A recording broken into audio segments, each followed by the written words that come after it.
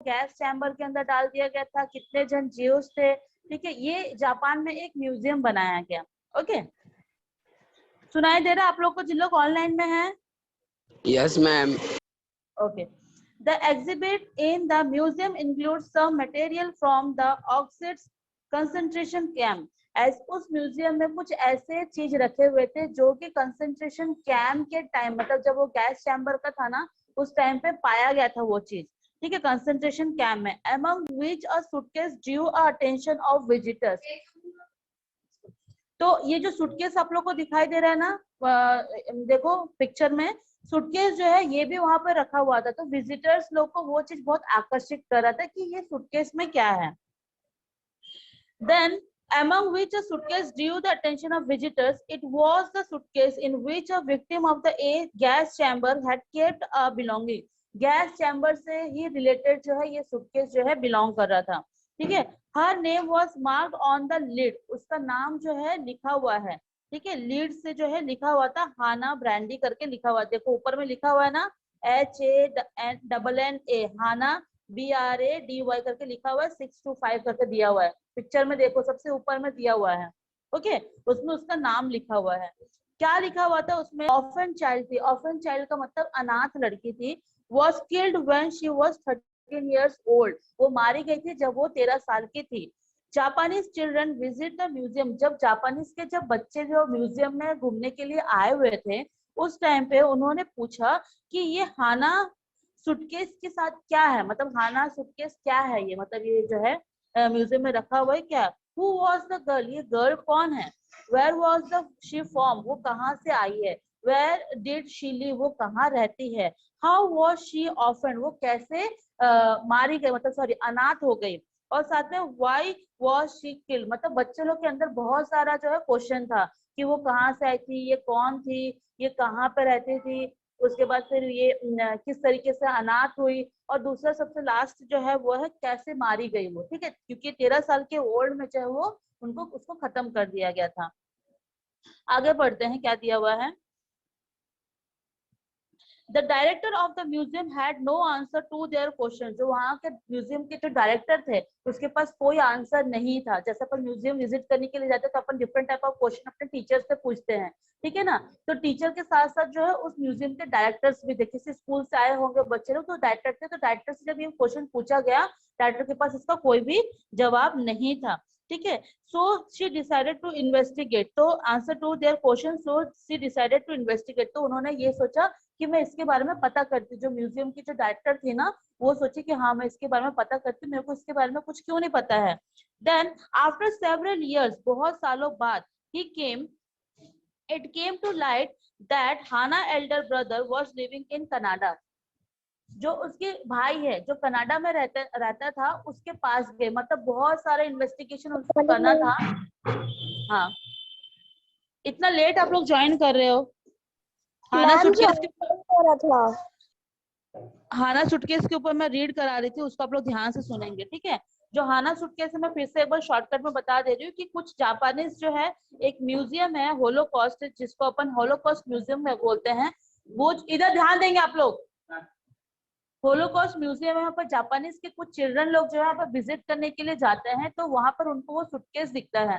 तो सूटकेस देके different type of question जो है वो अपने टीचर से पूछते हैं, लेकिन टीचर के साथ साथ उस म्यूजियम के जो डायरेक्टर है वो भी उस टाइम पे रहते हैं। तो उस डायरेक्टर के पास कोई आंसर नहीं रहता है कि मैं इनको क्या जवाब दूं, तो वो इन्वेस्टिगेट करने के लिए जाती है। तो वो बहुत सालों बाद जो है उनको ये पता चलता है कि कनाडा में जो है हाना का जो भाई है वो वहां पे रहता है कनाडा में, ठीक है।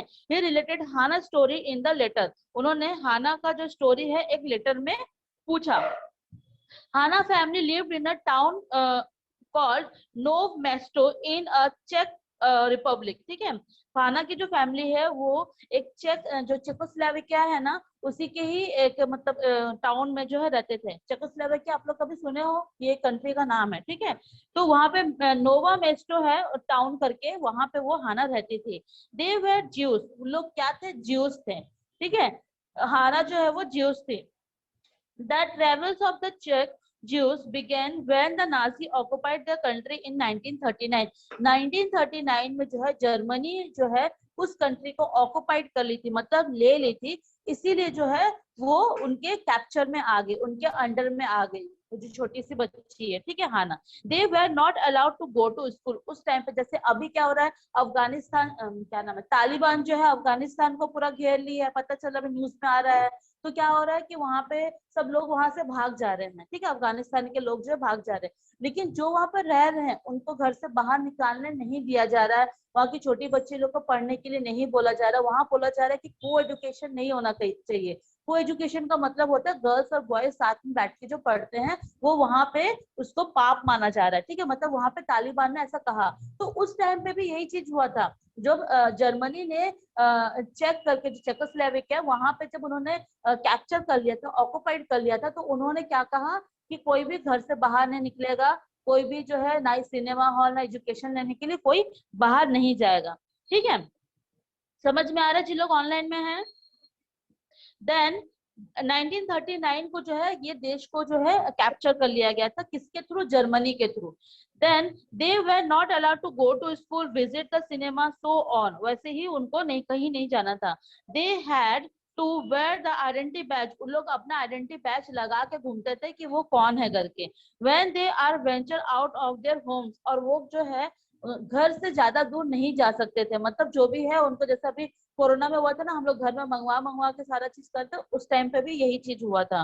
Then gradually they were the deported to the concentration camp, ऐसे जो ग्रेजुअली मतलब जो ऐसे जो ज्यूस मेंबर थे ना, देखो हिटलर जो है ज्यूस लोग से बहुत चिढ़ता था, और ज्यूस जो है एक इसराइल कम्युनिटी से बिलोंग करता है, इसराइल की जो कम्युनिटी होते हैं ना, कास्ट होते हैं ना, वहां से बिलोंग करते थे।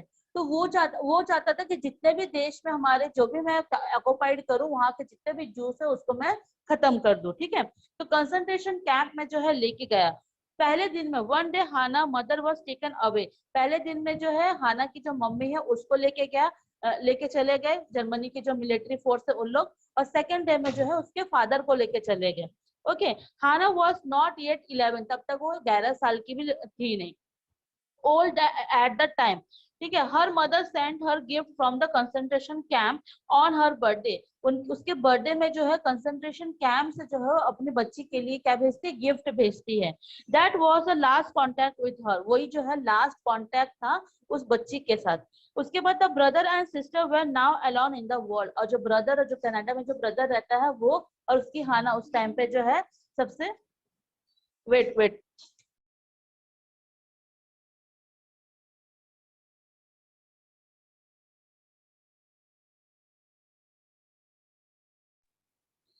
Okay, so the brother and sister were now alone in the world, अब दोनों जो है पूरे वर्ल्ड में अकेले, क्यों, क्योंकि उसके मम्मी पापा नहीं है। They were both sent to the concentration camp, उसके बाद 14 मई 1942 को जो है उनको कंसंट्रेशन कैंप में ले जाया गया, where they live for 2 years, वो उन लोग जो है दोनों भाई बहन उस कंसंट्रेशन कैंप में 2 साल तक रहे। ऑन अक्टूबर 23 1944 में Hana was sent to Auschwitz where she was gases to death, उसके बाद उसको उसको गैस चैम्बर में लेके गया, मतलब लेके गए और उसको गैस चैम्बर में डाल दिया गया, मरने के लिए छोड़ दिया गया।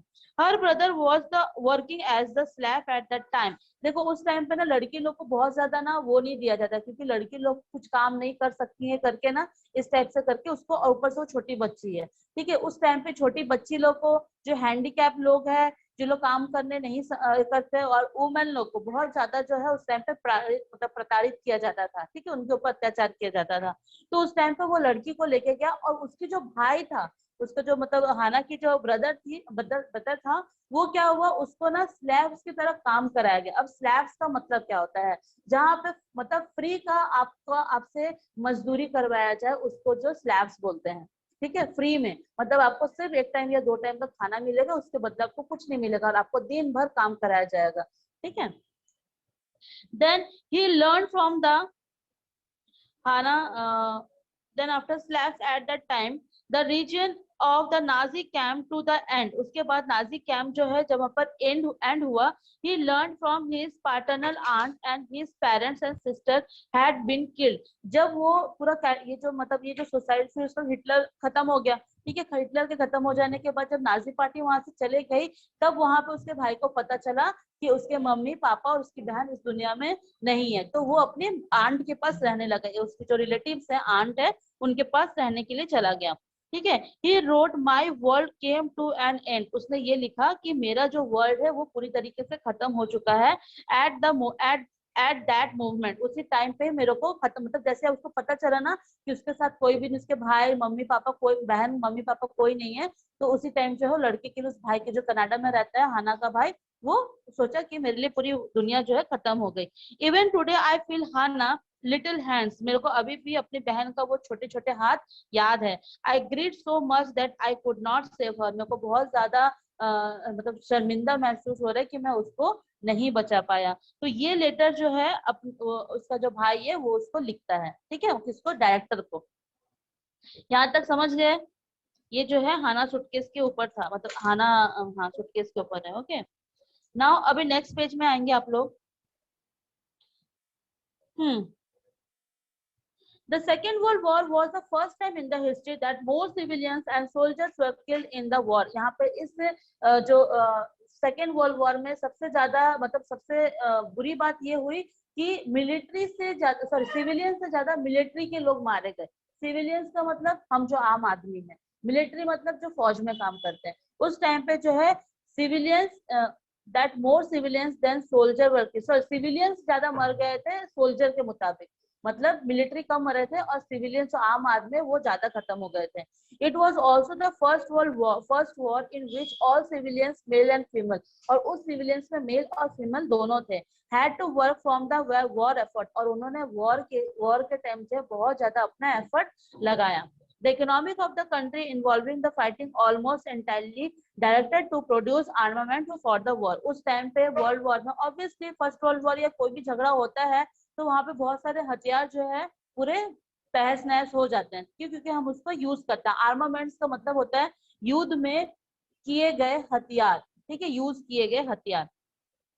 In a way, the Second World War in 20th century were consequence in the important changes that had taken place in 19th century, such as formation of nation state। और उसके बाद से क्या हुआ ना, जो पब्लिक है वहाँ के हथियार बनाने के लिए बिल्कुल अगेंस्ट थे कि हथियार नहीं होगा तो यहाँ युद्ध भी नहीं होगा। तो उस टाइम पे मैं इसको आप लोग को शॉर्ट में बता दे रही हूँ कि उस टाइम पे वो लोग ये चाहते थे कि हथियार नहीं बने और यहाँ पे वर्ल्ड वॉर भी नहीं होगा। तो हथियार जहाँ पे भी बनता था लोग वहां काम पे नहीं जाते थे ताकि हथियार ना हो, ठीक है, ना बन सके। तो वहां पे जितने भी वर्कर्स थे जिस टाइम पे आर्मामेंट्स का काम करते थे हथियार बनाने में, वो वहां से हट चुके थे और कुछ और काम पे लग चुके थे। ओके, इस पैराग्राफ में यही बताया गया है।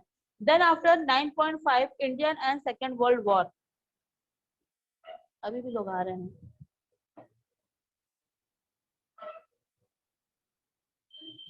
ये कौन है?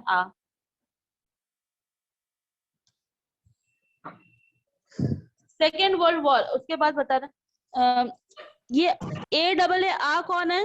Yes, what is your name? What is your name? A मैं आपको रिमूव कर रही हूँ, जब तक आप अपना नाम नहीं लिखेंगे मैं आप लोग को एडमिट नहीं कर सकती हूँ। Okay,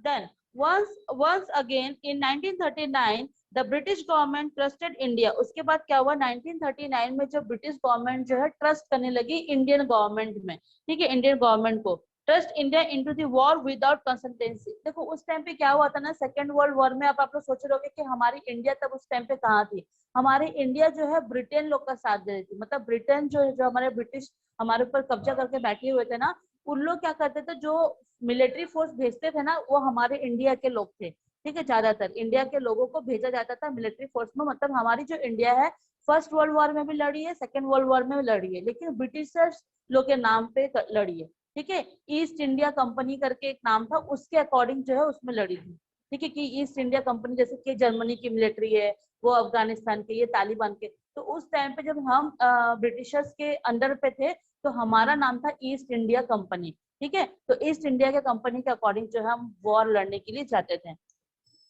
then the Indian army was dispatch in the Burma and Singapore. देखो यहाँ पे लिखा हुआ जो इंडियन आर्मी लोग को जो है बर्मा और सिंगापुर में दोनों जगह पे है फाइट करने के लिए भेजा गया था। किसके अगेंस्ट? जापानीज लोग के अगेंस्ट में। And to Africa to fight the German, और अफ्रीका भेजा गया हम लोग को जर्मनी के खिलाफ लड़ने के लिए। एक तो हम लोग को बर्मा और सिंगापुर वहां भेजा गया कुछ मिलिट्री फोर्सेस को, इंडिया के मिलिट्री फोर्सेस को जापान लोग से लड़ने के लिए, और कुछ मिलिट्री जो है भेजा गया कहाँ पे? अफ्रीका में भेजा गया किससे लड़ने के लिए? जर्मनी से लड़ने के लिए। एंड इटालियन, ठीक है, जर्मनी और Italian. Then large quantity of material such as food, grain and cloth were purchased for the army, leading of the shapes sharp increasing price scarcity of the goods in the market. अब वहां पे जो भी military force है उनको खाने पीने का, कपड़े पहनने का उनको चाहिए, हथियार वगैरह चाहिए। तो जो हम आम आदमी हैं उन लोग को जो है नहीं मिल पाता था सही तरीके से खाना पीना और उनको कपड़े। क्यों? क्योंकि जितना भी होता था, मतलब स्कैर्सिटी का मतलब क्या होता है, हमारे लिए बहुत लिमिटेड हो गई थी, और पूरा का पूरा खाना पीना कहाँ भेजा जाता था? मिलिट्री फोर्सेस को भेजा जाता था, ठीक है। जिसके कारण और भी वहां की जनता जो है बौखला गई थी, मतलब ये क्या हो रहा है करके। वॉर इतना ज्यादा मतलब वो हो गया है, इम्पोर्टेंट हो गया है कि हम सिविलियन जो हम लोग आम जनता यहाँ रह रहे हैं उनको नहीं मिलेगा, मतलब उनको जो है खाने पीने को नहीं मिल रहा है, रहने को जगह नहीं मिल रहा है ना। ये सारी चीजें दिक्कतें। ये देखो एंटर कर रहा है एक जन, boss,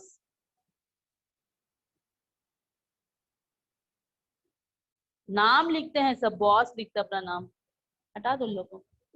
then the most of the horrendous consequence of the scarcity of the Bengal famine in 1943, in which 30 lakh people died in the starvation.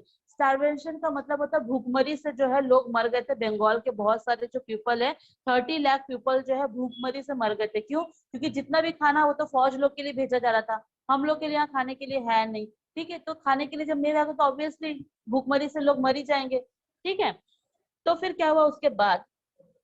The famine did not occur because it the lower harvest of grain, but the because the grain was brought in the large quantity by the government for the army. ठीक है, जो government है वो large quantity of जो food grain है वो army लोग के लिए परचेस करके लेके चले जाती थी, ठीक है।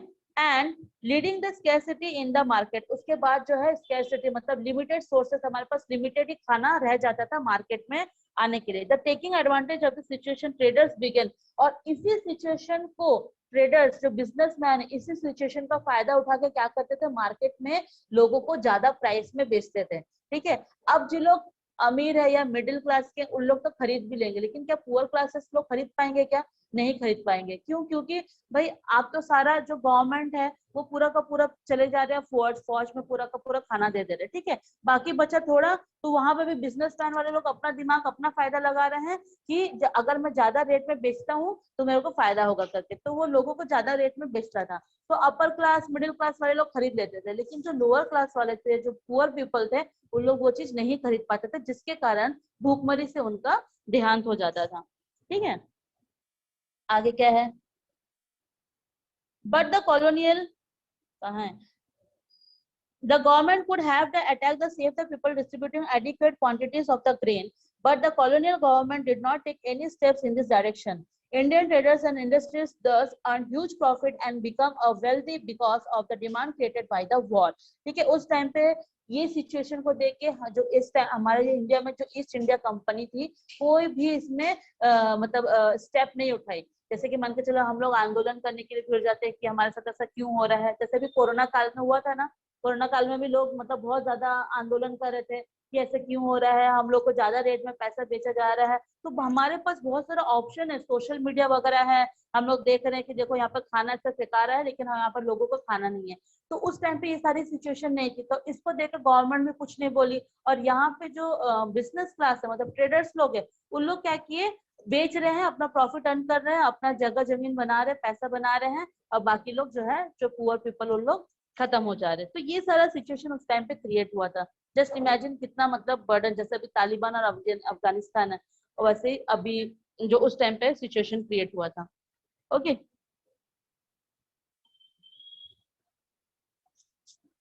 Then the nationalist movement in India was sharply divided into policy of the adopted toward the World War.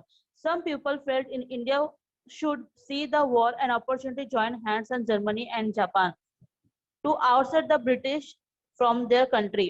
अब क्या हुआ, हमारी अब जो पीपल है जब देखा कि यहाँ पे जो है दूसरे कंट्री के लोग हैं वो दूसरे कंट्री के अगेंस्ट में जा रही है, तो अब हमारे इंडिया के लोगों के अंदर वो फीलिंग आई कि हम जो किसी और कंट्री के कैप्चर में है, मतलब ईस्ट इंडिया कंपनी के कैप्चर में है, हम भी आजाद होना चाहते हैं। तो उस टाइम पे सुभाष चंद्र बोस जी ने और भी बहुत सारे हमारे फ्रीडम फाइटर्स हैं, खासकर उनका नाम इसलिए क्योंकि वो एक मिलिट्री फोर्स के थे और उनके पास बहुत सारे लोग थे उनके सपोर्टर में, ठीक है।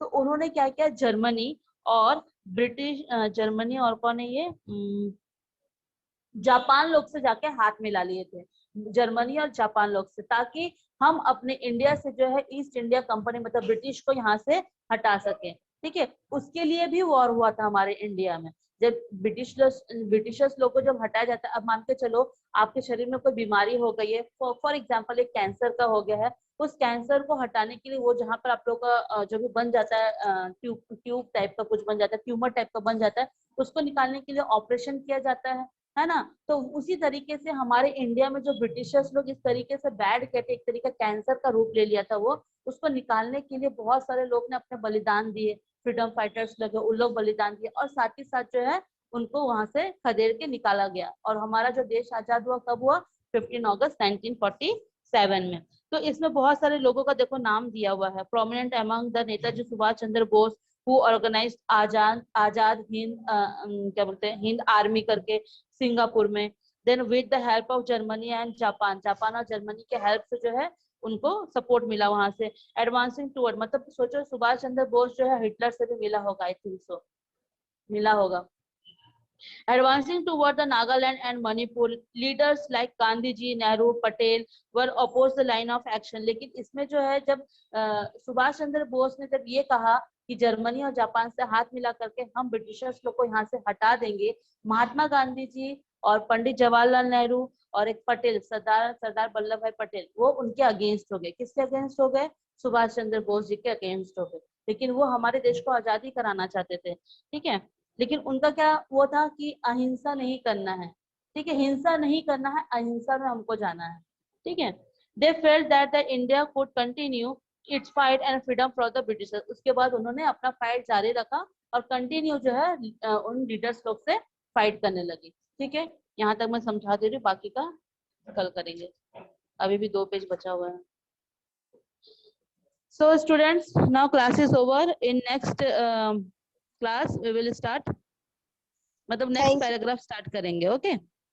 Yes ma'am, thank you ma'am. इसको अगर आप लोग खुद से भी रीड करोगे ना तो समझ में आ जाएगा। हाँ ओके, वेलकम।